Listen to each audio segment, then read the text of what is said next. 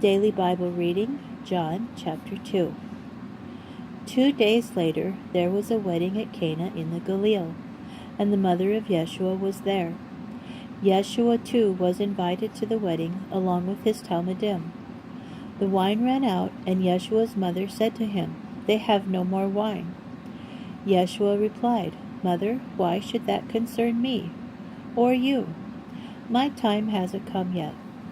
His mother said to the servants, "Do whatever he tells you." Now 6 stone water jars were standing there for the Jewish ceremonial washings, each with a capacity of 20 or 30 gallons. Yeshua told them, "Fill the jars with water," and they filled them to the brim. He said, "Now draw some out, and take it to the man in charge of the banquet." And they took it. The man in charge tasted the water. It had now turned into wine. He did not know where it had come from, but the servants who had drawn the water knew. So he called the bridegroom and said to him, "Everyone else serves the good wine first, and the poorer wine after people have drunk freely. But you have kept the good wine until now." This, the first of Yeshua's miraculous signs, he did at Cana in the Galilee. He manifested his glory, and his Talmidim came to trust in him. Afterwards, he, his mother and brothers, and his Talmidim went down to Capharnaum and stayed there a few days. It was almost time for the festival of Pesach in Yehuda, so Yeshua went up to Jerusalem. In the temple grounds he found those who were selling cattle, sheep, and pigeons, and others who were sitting at tables exchanging money.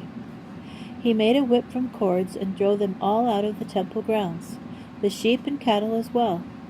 He knocked over the money changers' tables, scattering their coins. And to the pigeon sellers he said, "Get these things out of here. How dare you turn my father's house into a market?" His Talmidim later recalled that the Tanakh says, "Zeal for your house will devour me." So the Judeans confronted him by asking him, "What miraculous sign can you show us to prove you have the right to do all this?" Yeshua answered them, "Destroy this temple, and in 3 days I will raise it up again." The Judeans said, "It took 46 years to build this temple, and you're going to raise it in 3 days?" But the temple he had spoken of was his body.